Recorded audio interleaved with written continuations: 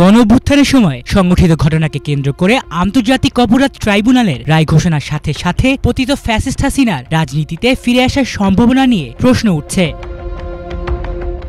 রায়ের পর দেশ বিদেশে নানা আলোচনা চললেও আওয়ামী লীগের স্থানীয় পর্যায়ের বেশ কয়েকজন নেতা মনে করেন রায়টি রাজনৈতিকভাবে প্রভাবিত এবং মাঠ পর্যায়ে এর প্রভাব তেমন পড়বে না। একই সঙ্গে তারা জানান ফ্যাসিস্ট হাসিনার নেতৃত্ব নিয়ে দলে কোনো সন্দেহ বা সংকটই নাকি নেই।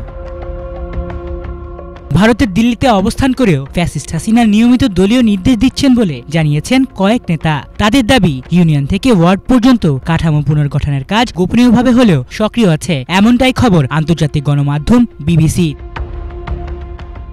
তবে অন্তর্বর্তীকালীন সরকারের পক্ষ থেকে ফ্যাসিস্ট হাসিনাকে বাংলাদেশে ফিরিয়ে এনে দণ্ড কার্যকর করার আহ্বান জানানো হলেও ভারত এখনও এই বিষয়ে ইতিবাচক সাড়া দেবে এমন সম্ভাবনা ক্ষীণ বলেই মনে করা হচ্ছে। আওয়ামী লীগের তৃণমূল নেতাদের কেউ কেউ মনে করেন বর্তমান পরিস্থিতিতে ফ্যাসিস্ট হাসিনাকে দেশে ফেরত পাঠানো ভারত সরকারের পক্ষে বাস্তবে সম্ভব নয়।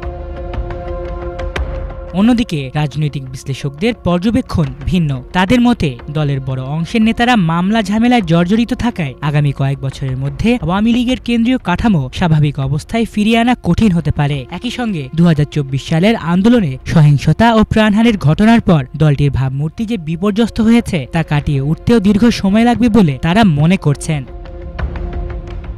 আলিফ চৌধুরী, বাংলা ভিশন।